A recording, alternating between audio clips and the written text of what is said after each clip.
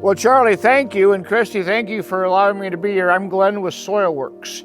We're a small company out of Yankton, and we give a lot of information on YouTube videos on how to check things in your soil that nobody else is talking about. Most conferences, they will talk about a soil test. They will talk about the minerals. They will talk about your nitrogen. They never talk about air.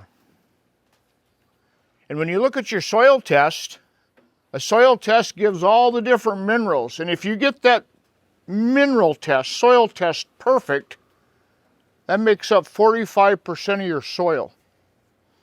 So if you get your soil test perfect, you have the opportunity to get a 45% on the test, being the yield. Wow. Be a pretty tough curve for that to be a passing grade. So, looking at soil, what makes up the rest? Well, the experts say 5% is soil organic matter. I believe they're right. So now we're at 50%. What makes up the last 50% of good, healthy soil? Air and water. Say that again? Air and water. Air and water. Oh my gosh. Okay, why am I throwing cash out here? Knowledge is power. Power rules the world. And information that you possess right here, and by the way, that was kind of an easy answer, so it's only worth $1. Oh. But thank you. Yes, air and water. How do we know how much air is in the soil? We can have a moisture meter. We have a soil test to look at the minerals. We travel with this called a penetrometer. You don't have to buy one of these, you can get a shovel. And you can dig down in your field to see if you have compaction. And it doesn't seem to matter what type of farming we do, there's compaction just about everywhere. So when we first got this penetrometer, and there's just a meter and a gauge, we started looking where thistles, bull thistle, musk thistle, Canada thistle was growing. We did a soil test, because that's what you do. You check the soil test where the weeds were growing, and we did a soil test where they weren't growing. And we looked, and what we learned is there's virtually no difference on the soil test. It's like, now what? We got this penetrometer, and we found out there was a lot of compaction. And we found out that a thistle, a bull thistle, a musk thistle, a Canada thistle, the taproot, can push down up to and over 800 psi of pressure. That weed is trying to open up that soil. And as we started to do more testing with this is back before the turn of the century in the late 1900s, we found out that a feeder root on an alfalfa or an oats or a corn or a bean plant can push through up to 300 psi. Less pressure is needed for that feeder root. But we found at 300 psi, that feeder root that could push through that tight soil was naked. What do I mean by that? That root has to have its protectors, the sergeant of arms, microbes, beneficial bacteria, the life of the soil. And we found out that if you're over 200 psi, microbes don't work. I think these soil microbes are possibly a union, because over 200 psi they say, oh, we're not working, too much pressure. These are not good working conditions. We're going to go dormant. We're going to spore off. We're going to do nothing. Welcome to American agriculture. What we found is, as we continued testing, we found that if you could have your soil between 100 and 150 psi, as deep as you can get with what your crop needs are for the roots that you're trying to grow, but between 100 and 150 psi allowed air into the soil. And that air, atmospheric air, contains 78% nitrogen. Why do most guys have to buy a lot of nitrogen? Because their soil is hard and it's over 150 psi. A high pressure front is heavy sinking air. If anybody has their pilot's license, you have to understand that if you're going to fly a plane. But this heavy sinking air is designed to push air into the soil. A low pressure front is light, rising air, and that's designed to bring air out of the soil. Inhalation, exhalation. The inhalation pushes atmospheric air, 78% nitrogen, 415 parts per million CO2, 18, 19, 20% oxygen, depending on what elevation you're at. It's the respiration that has to happen, but if you're over 150 psi, doesn't happen. If air isn't getting into your soil, you're going to have to buy more synthetic fertilizer. You're going to have more demand for the kilicides. Kilicides being fungicides, herbicides, insecticides, pesticides. Create the environment that the problems don't like to grow in. So, number one, this is basically the respiration. If you don't have one of these, talk to your neighbor, tell them to buy one and you'll show them how to use it. Or if you don't want to do that, get a shovel, dig down, and see how far those roots are working down into the soil. You're going to be unpleasantly surprised. In a lot of areas, they will go down an inch or two and then go horizontal. They will tell you, the plant will tell you exactly what's going on. And all of a sudden now with information, with knowledge, with wisdom, you can possibly change something to lower your inputs, to lower your potential problems, possibly make more money. Penetrometer. The other thing that we have, an EC meter, electrical conductivity. A lot of people say, why are we checking the electricity of the soil? Every mineral has a polarity, positive or negative. If you have lumps, clumps, and clods, you probably have some magnesium in your soil, and magnesium is very electrical. In fact, it's one of the electrolyte minerals along with potassium and sulfur. If you have excess magnesium, it's an electrolyte mineral that likes to hang on to nitrogen. And if you have excess magnesium that's tying up nitrogen, you have to buy more. You have to buy more. And you have to buy more because magnesium is just doing its job, tying up nitrogen. When you get the electricity right in your soil, and what I mean by that is many times the addition of calcium and carbon in your soil will help start correcting the cause rather than reacting to the symptoms. What I mean by that is the industry wants us to believe that if we have a rust or a fungal problem, it's common, that is the problem. It's doggone sure a problem, but when you correct the air and electricity, you have the ability to grow immunity above the problem. Re-engineer the environment to grow food, to grow nutrition, not to grow disease.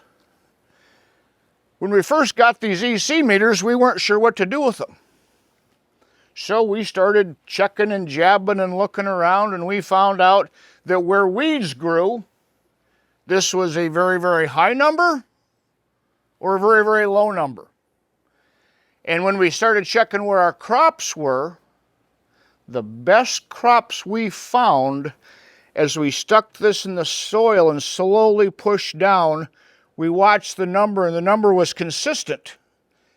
And if you have a alfalfa plant or a corn or a bean or a cereal grain plant that is growing root, stem, and leaf, the vegetative, or what the experts call anionic growth, the first growth of the plant, that plant and the microbes within the rhizosphere, the root zone of that plant, they enjoy electricity of a 0.3, 0.4, 0.5, even a 0.6.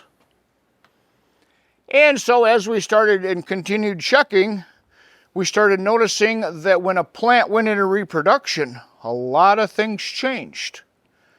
And we found out that energy is needed, electricity is needed for reproduction. In the healthiest crop that grew the most nutrient-dense seed or the most nutritious feed, we found that reproduction, after reproduction, silking, tasseling, flowering, blossoming on, what was a 0.3, 0.4, 0.5, 0.6 now needed to be a 0.7, 0.8, or a 0.9. 1.0 is usually the cutoff. And what we found is when we got to a 1.0 or a 1.1, we noticed there were problems happening. We sent the soil in at a 1 or a 1.0 and we found out there were no microbes. No beneficial soil microbes.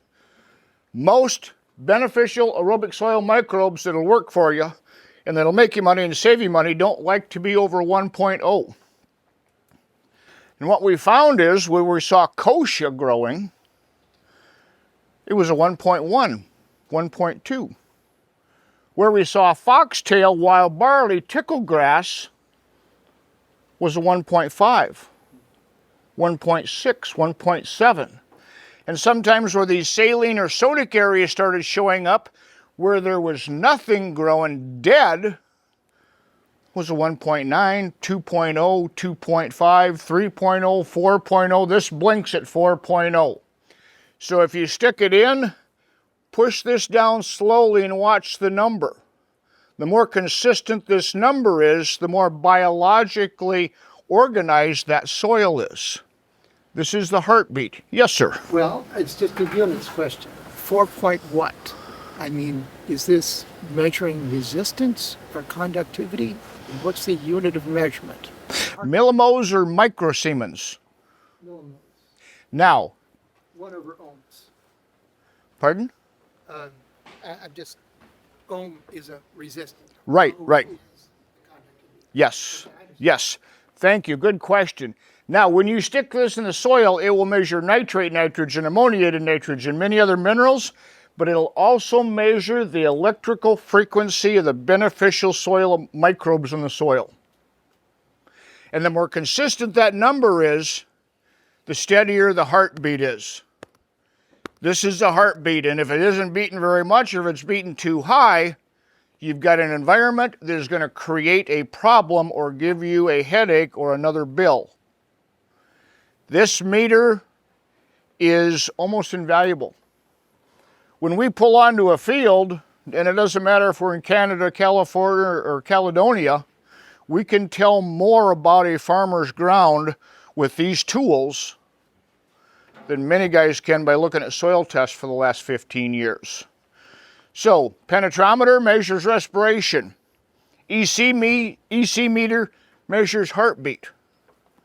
Low heartbeat, problems. High heartbeat, problems. Just a tool to measure things that nobody else talks about. Anybody ever seen one of these before? Brix meter. Anybody ever use one? Oh, hey, all right. Refractometer, yes, sir. A refractometer, for anybody that isn't familiar with it, is a prism of glass that you can put a couple drops of plant sap or juice on this prism, close the lid, point it to the light, and the light will refract through the prism of glass to show how much sugar is in the blood or the sap of that plant. Big deal. Why do we want to know that? Well, when we first got this, we talked to a lot of other guys and they said, I've had one of those for 15 years. Just could never figure out how to make it move. I'd try it in the spring, I'd try it in the summer, I'd try it on corn, I'd try it on beans. Nothing moved it. Because I put it in the drawer 15 years ago and haven't looked at it since. What we have found is most plants are growing in, for lack of a better term, a disease zone. What I mean by that is a plant has the ability and wants to lay its leaves out to create a little chlorophyll, to get that dark green color, to absorb sunlight, water, and minerals. And that plant has the opportunity and wants to make something that we all need. Anybody got any idea what that plant wants to make? Food. Food. More definitive. Seeds. Grain. Seeds. Who said sugar?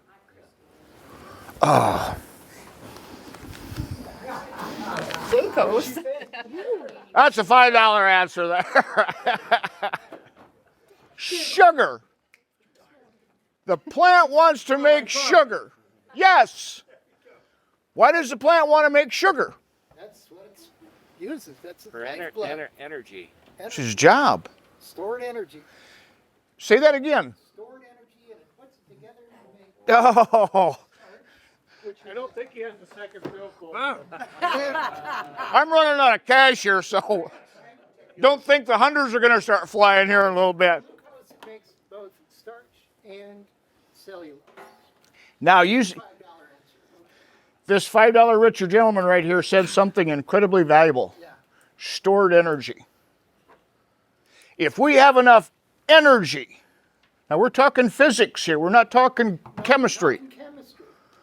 Right, but physics is involved in agriculture. Physics is involved in almost every chemical function. Every chemical change, every chemical compound, there's physics involved. Physics is energy, and the energy of sugar.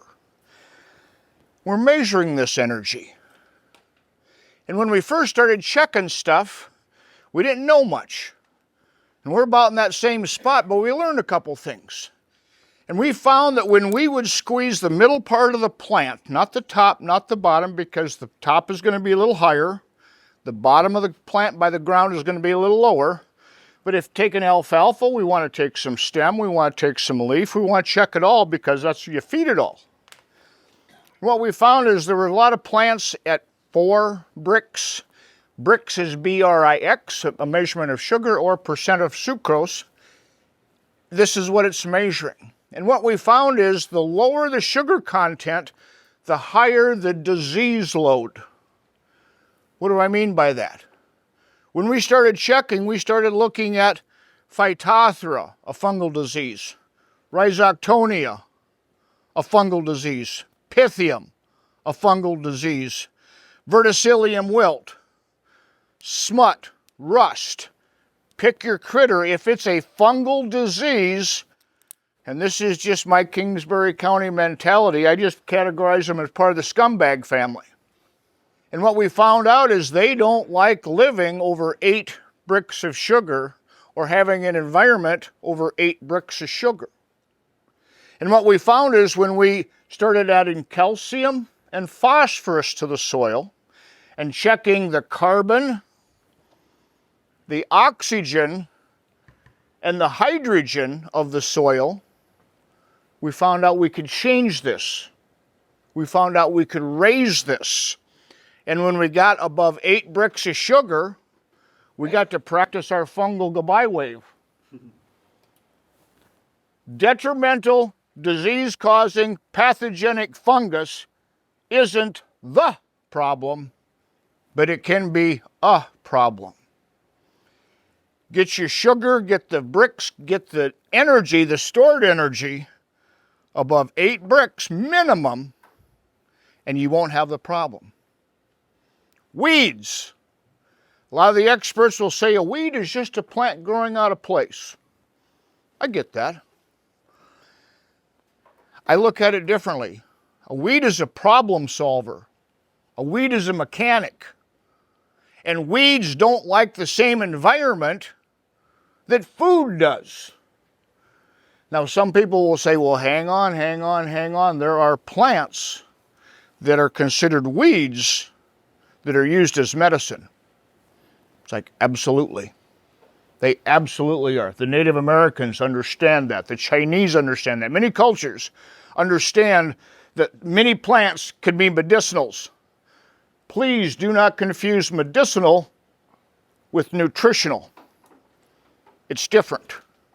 And what we found is the weeds, the undesirable plants that cost us money or that don't make us money, have a whole different appetite. And they don't like a lot of sugar. They make sugar, just like our food plants. But we started doing some testing, and we started soil testing, we started tissue testing, we started EC testing, and we found a guy by the name of James Mikkonen that wrote a book. The first book was Weeds and What They Tell, or Weeds and Why They Grow. The second edition is When Weeds Talk. We bought this book, and there's a whole list of weeds giving the environment that they like to grow in. And when you see highlighted spots, those are weeds that we have naturally eradicated, correcting the environment. What do I mean by correcting the environment? Well, you don't have to buy this book unless you want to, but almost every weed has the same appetite. Weeds, the undesirable plants that we want to kill, that don't make us money, that cause ruckus, they do not like calcium. They do not like phosphorus, both on an available basis. And they do not like healthy carbon, oxygen, and hydrogen values in the soil. Now, weeds don't like calcium, phosphorus, carbon, oxygen, and hydrogen. Guess what your growing crop plants want? Exactly what the weeds don't.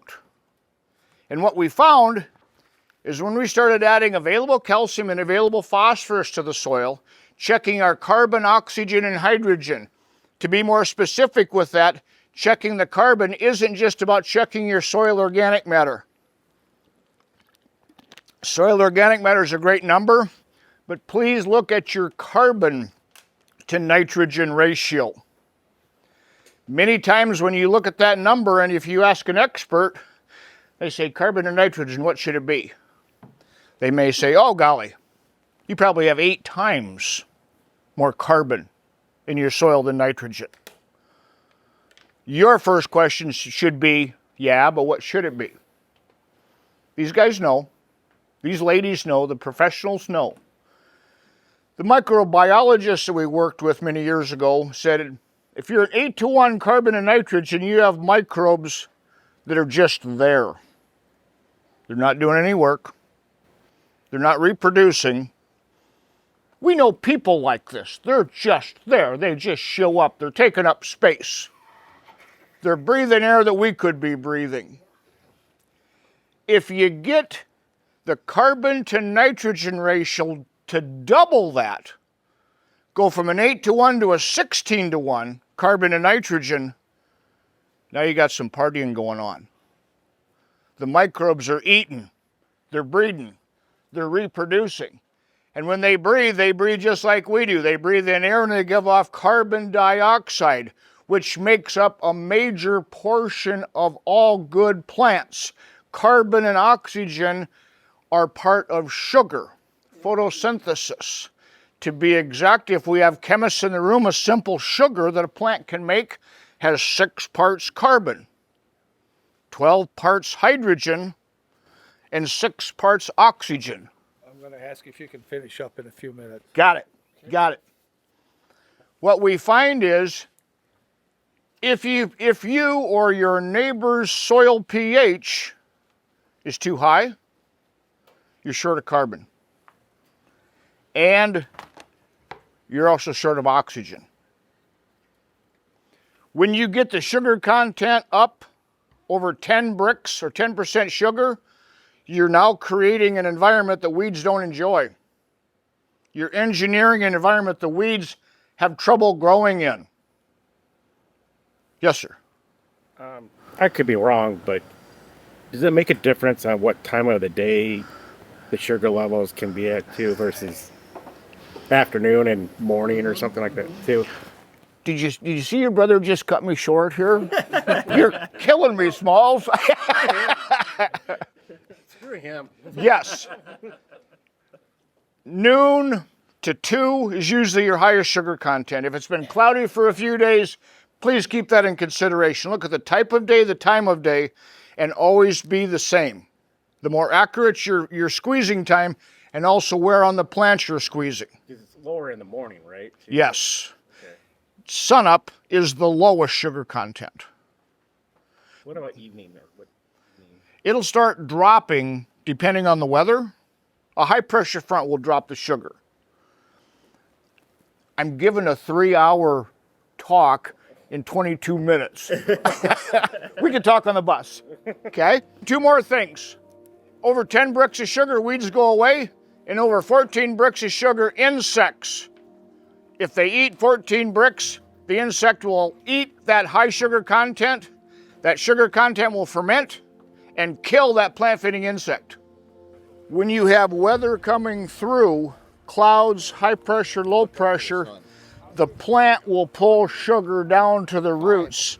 You want to pass it around? Yeah, if you want to look where the white and the blue horizontally come together, it'll show the sugar content. So for as short as this grass is, because it probably hasn't been cut that long ago, has it, Charlie? The fields here, yesterday it was cut probably 5 days ago. Yeah, so anytime you take a cutting off of there, it's got to start over. And so as that plant starts over, it's got to make more sugar. When you look at the leaves of an alfalfa plant, the whiter they are and the fatter they are, the more nutrition you're going to have. When you look at alfalfa, you look at relative feed value. And I've asked a lot of guys, it's like, what's relative feed value relative to? And it gets quiet. The relative feed value is relative to the sugar content of the plant. As you raise 1 brick of sugar, you'll normally get 10 points more relative feed value. So we've got a grower up in Crookston, Minnesota that, what was his highest? 306. His highest relative feed value was 306, Rabenberg. So what's the average? Is it around 18, 20? Bricks? No, the relative feed value like alfalfa. Well, most feedlot hay is going to be 120 to 150, maybe 160. You got to usually be at 160 to get. You get a good market for it. Yeah. Oh, okay. Yeah. So when what happens is the higher the sugar content goes, if you're raising alfalfa, take a look at the wet chemistry or the analysis of alfalfa. If alfalfa isn't at 2% calcium, it will benefit you to put a little calcium into the mix. Because when you get to 2% calcium, 0.3% phosphorus, your potassium will go down under 2, and now you've got hay that'll milk. And the cows will thank you in the tank, whether you're selling it or whether you're feeding it yourself. And the more mineral you can grow, and the more sugar you can grow in your own feed, you will have a lower mineral bill. See what that is, though, quick, and let people see it. That's a garlic press you're using? Yep, Pampered Chef. And I don't sell it. Prime day though. It is, right. Now, when you look at the line, okay, this is a nice example. There's bragging rights there, cowboy. What do we got? When you look through the eyepiece, the harder it is to see where the change is, the more nutrition and the more mineral it's in that fluid. So when you look at yours, you're looking at it at where the blue and the white come together, but more when the blue and the green is. In that 10, 11 range. Yeah, it looks like it's about 11 to 12. Yep. That deserves That doesn't just happen, cowboy. Congratulations. Yeah. Many growers will fight and fight and fight and fight and fight, and they can't get over 10 bricks of sugar. Now keep in mind, this was just cut 5-6 days ago. but this was a scrub plant that got beat up, Yep. that didn't quite get cut. So when you look at that as it fades from one color to the other, that's telling you of mineral deposition. If you have a refractometer, put a pop of any flavor on there. If you put a diet pop on there that has aspartame or some unnatural sweetener, you'll see there's no sugar in it. But if you put a full sugared pop on there, it'll be a clear cut, almost razor blade line. There's no mineral, it's just sugar. So to see that wonderful graduation, it just lets you know what you already know, that what you're doing works. Well, thank you. Thank you. Nutrient dense. Yes. The history of this field, I mentioned we started with my dad and uncle in '76. My dad, this field, he never allowed any fertilizers or harmful chemicals on it ever since he bought the farm in the late 50s. So this field right here has never had any chemical or fertilizer usage for probably over 75 years. Wow. if ever. So my dad had a litmus test for what was to be on the farm. If he first couldn't place that item on the tip of his tongue without it harming him, it was not going on his soil either. Very scientific. So now somebody says, well, yeah, you're going to put manure up on the tip of your tongue. Well, at least it won't kill you probably. But We've had manure on the tip of our tongue without trying. Okay, mineral replacement. I mean, you take a bale of hay off, that's got a mineral content. right. And so, you know, you have a mineral availability in the soil, but every year taking some. How do you manage that replacement? Well, it's like I said, we have 180 head cow-calf herd, so we're trying to make sure that whatever forage we harvest on the farm is utilized on the farm. And we'll probably talk a little more about that when we get into the main yard. We do try to rotate our manure application. But I'm more of the thinking that I want to use the alfalfa or haying seasons as more of a soil building season. And we'll certainly bale and harvest a lot of hay, but I want to get into a program where we're actually just turning that green manure into soil food. There's a misconception. A lot of speakers will talk about the mineral removal of a crop. Let's break it down to science again. If you take 1,000 pounds or 100 pounds or whatever it is, this alfalfa, this grass, when it's growing, is about 80% moisture in the field. When you cut it, you want it to get down in that mid-teens, low teens. If you took it all the way down to 0 moisture and analyzed it, 40, and as this fantastic crop that Charlie has grown, 47% of the dry matter should be carbon. 43% of the dry matter should be oxygen. We're at 90%. How many minerals have we talked about? But yes, and thank you for bringing that up. So 47% carbon, 43% oxygen, 4% hydrogen. That's sugar, carbon, hydrogen, oxygen. We're at 94%. The last 6% is nitrogen and all the minerals.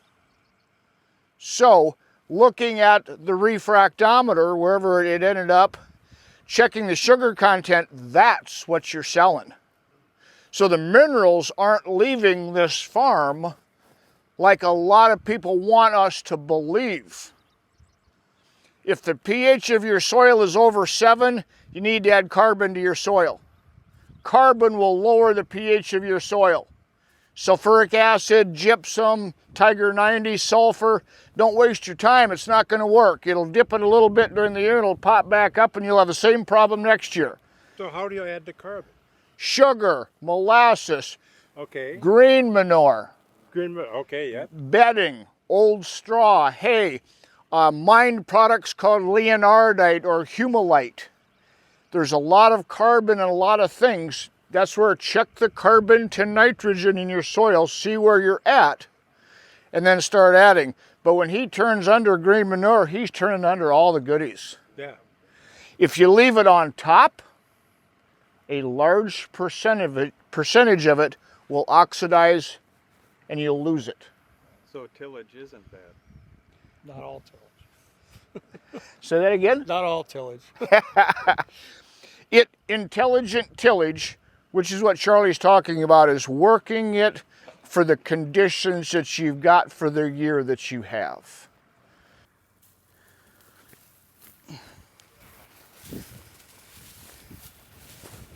Six-inch aerobic zone at about 170 psi, which is fantastic. The ECs are a 0.42 to a 0.52. A little bit low, but pretty respectable. Numbers that will create food.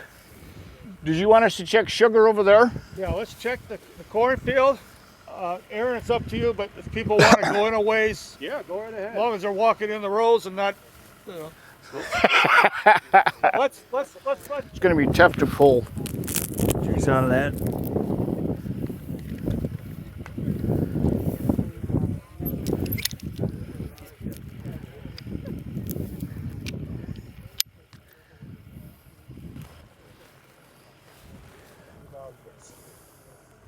If you can get. Oh yeah. Ooh. So it's going to be See how the much- highest bricks at the top. Yep.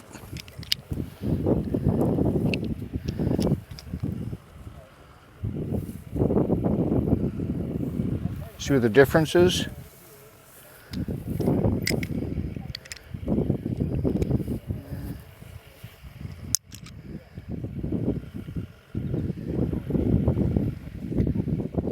Seriously.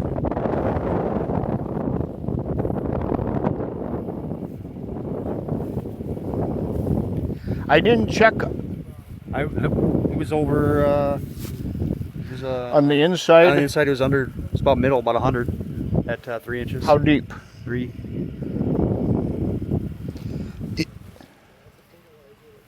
They're about the same. Yeah, as I said, maybe. Top and bottom of the stalk. Yeah. Now, the thing that we did on the corn plant is, I had a corn plant about this size, and I grabbed it right in the middle, and I just did the stalk. That's the elevator shaft, nutrients up and down, and then I took some of the leaves on top. The closer the sugar content is top to bottom, the healthier that plant is moving nutrients. There was about a brick or a half a brick to a brick difference on top as it was in the middle. Things are moving, the fluid in the sap is rolling along. A little lower than what we'd like, it's right around a 6 bricks. But the first thing is you got to see where you're at to know where you want to be and know where you're going. The EC meter, this soil may be a little bit dry for that, but during the year, the highest EC reading should be where the roots are by the plant, because the plant gathers the sunlight, water, and minerals to make the sugar, and it pushes it down, so that rhizosphere, that root zone, should be the highest number in the field, but it normally isn't. The highest number is usually where the roots haven't gotten to the nutrients. So with this, we're at a 0.22. As we push down a 0.16, 19, 0.2, 23, 24, 25, 28, 31, 32, a little bit low. But keep in mind, most of these fields had a heck of a beating this spring, didn't they, Charlie? cold, hot, wet, dry, hail, wind. So just the fact that this came back is wonderful. Now, a lot of the genetic companies will say, when you get anchor roots coming from the stalk down, they say that's just good genetics. That's hard pan. If you dig down, you'll see that corn plant has set its roots, and the roots are going laterally, and they're trying to set those roots to stabilize that plant. If you have a chemical farming neighbor, and those roots are going and they start to look like they have rheumatoid arthritis, there's a fair bit of chemical in that ground that those roots do not want to go into. So, looking at this, a lot of guys will say, well, boy, you're going to get your nitrogen from because you're organic. Each leaf that browns off prematurely on the bottom, you're short about 10 pounds of nitrogen. If you look along here, keep in mind that this is the end row. This isn't a fair assumption. You look in there, there are very few brown bottom leaves. The soil, the plants are working with Mother Nature. They're grabbing nitrogen from the air the way it should be. Reduce the synthetic nitrogen, allow Mother Nature to grow your crop, and these are beautiful plants. The other thing to look at, if you see purpling coming up your corn stalk, this usually is in the spring. If it's cool, you normally won't see it on a genetically modified plant or a super stack or a smart stack or triple stack plant, but you'll see purpling. Whenever you see purpling on a plant, if it's a corn plant or an alfalfa plant, it usually says there's a phosphorus deficiency in the plant system. When you get weeds that are getting purple, dandelions, thistles, that's telling that there's too much phosphorus for that weed. So when you start raising the phosphorus level, the purple or the Concord colored will come out of the stalk of your crop and will go into the weed, and that's telling you that that weed is about ready to go to bed. Say goodnight. So Mother Nature tells us more than what the big companies want us to realize. All we got to do is pay attention and measure and watch. So with the numbers being in the 0.3, this may be too soft here. 2.8, 3.1, 3.2, 3.7, 3.4, 3.5, 3.2. Very consistent numbers. It'd be nicer if it were higher, but it is what it is. Charlie's had a tough year already, and I think for what this corn has been through, hats off. It looks beautiful.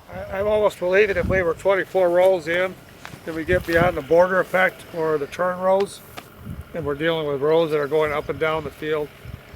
The numbers. Oh, this is the worst part of the field right here. You're on the edge and where you're turning. There's been a couple trucks and a couple grain carts and planter and cultivator and combine.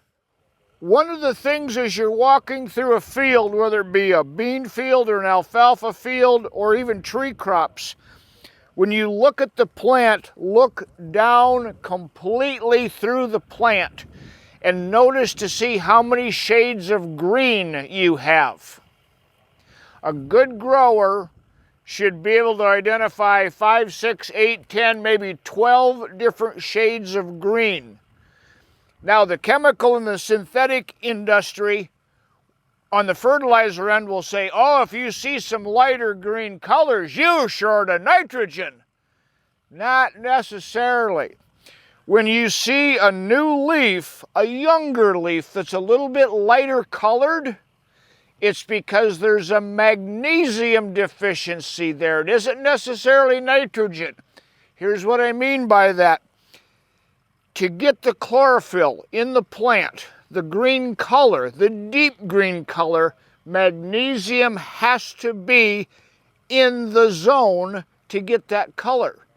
Many times you'll have high magnesium in your soil, but you'll see a deficiency in the plants because it's tied up to nitrogen or it's bound up to something that it isn't available.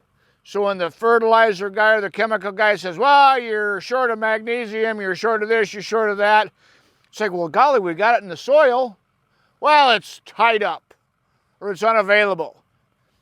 Every mineral in the soil has to be hooked to oxygen to get to the plant, because the plant wants to take in CO2 that the microbes are giving off, exhaling, and the plant wants to give off oxygen. So that's the carbon cycle. So getting air into the soil, allowing the plants, the microbes in the soil to make CO2 to feed the plant, that's the system that a lot of the big companies do not want us to know, because as you get the system that Charlie has going here, a lot of your inputs will slowly go away. Healthy soil, healthy checkbook. Yeah. So looking at this, these are nice for organic beans. Normally you see a lot more different colors and a lot more different variations in the green.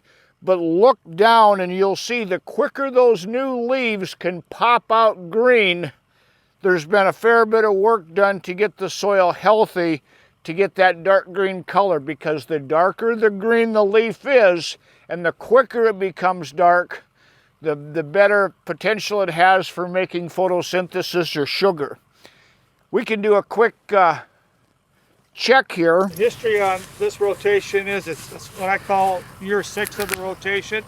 Remember, we started with the small grain, and then the 2 seasons of hay, and then the 4th year where we went to beans, and then the 5th year we went to corn. Now we're in year 6 here. That's all the plans for this field. Next year it'll go to oats with the underseeding of alfalfa. It'll go back to being a smothered crop for 3 seasons. So this is the 3rd year of a 3-part row crop situation. What are you finding?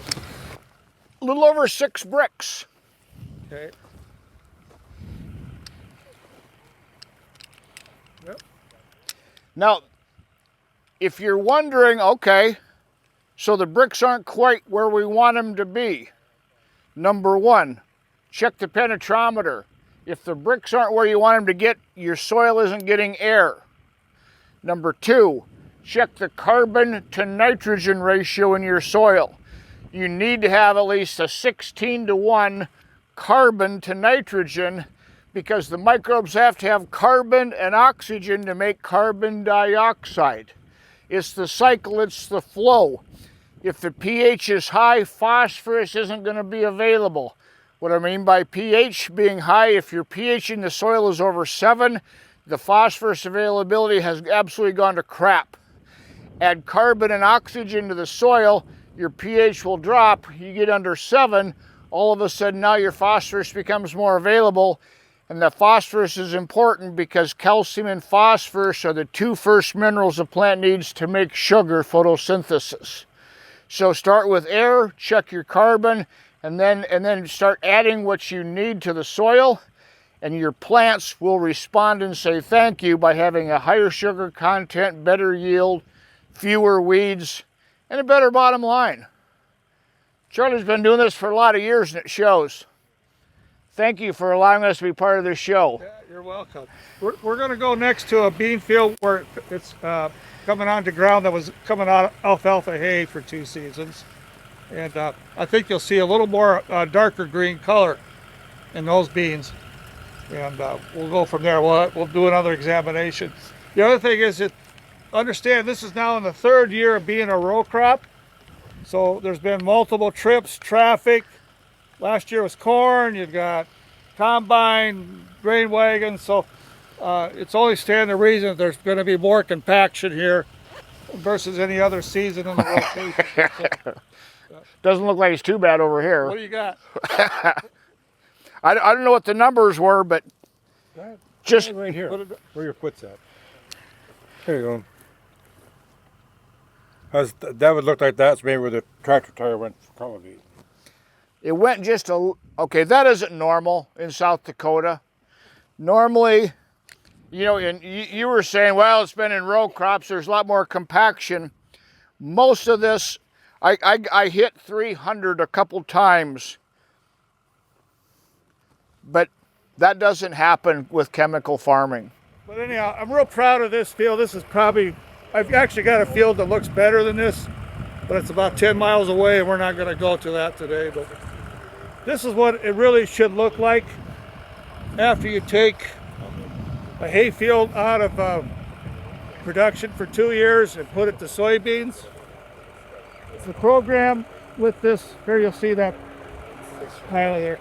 But anyhow, this will be winter rye will be broadcasted on this ground in the fall, and it'll produce a green manure for the corn crop for 2025. So hopefully a year from now you're going to see corn here just like you see across the road over on this side here. So Glenn, I'll let you go on. You said these beans were better. The refractometer shows you got about two more bricks here than the last field. Looking down into the foliage, you'll see bigger leaves, more consistent green. It's making more sugar. And the wild man over here is finding out that there isn't as much compaction here. It's a lot. Come on, Junior.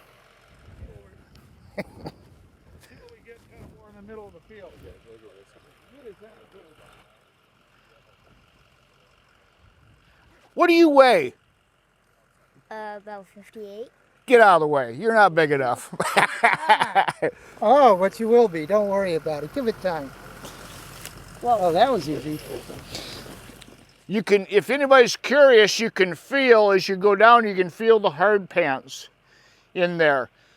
That's what we talk about intelligent tillage, is don't just go out and moldboard plow, but see where your tillage, see where your compaction layers are at, and then do appropriate tillage based on where your compaction zones are. You don't want to till any more than you have to, but you want to till as much as you need to. So, nice field of beans, good color, good consistency. Anything you want to say about what's going on? Okay, well said. Charlie? Well, again, I think this is kind of where the happiness point of organic farming is, when you get to this level here, and where you can be in that part of a rotation where you've got a profitable row crop going in after what I call the oat and the hay seasons, where you are trying to build your soil, trying to build your rotation, and now it's kind of payday here with the soybean. You know, I look forward to planting corn here next year, hopefully with the right kind of weather and good moisture. We'll be in good shape. One of the things to watch when you're looking at any crop, when the crop is growing vegetatively, root, stem, and leaf, during the day it makes sugar, and at night it pushes sugar out the root tips. The experts call this root exudates. That happens until the plant goes into reproduction. So once that plant starts doing the flowering, silking, tasseling, blossoming, that sugar doesn't get pushed down out the roots. And many times guys will say, you know, I have pretty good weed control until flowering. And then you start seeing it. And if you're seeing a weed flush at flowering, no matter what the plant, you're probably a little short of carbon and oxygen in the soil. And because the plant isn't putting it back out there, it's hanging on to that sugar for seed production.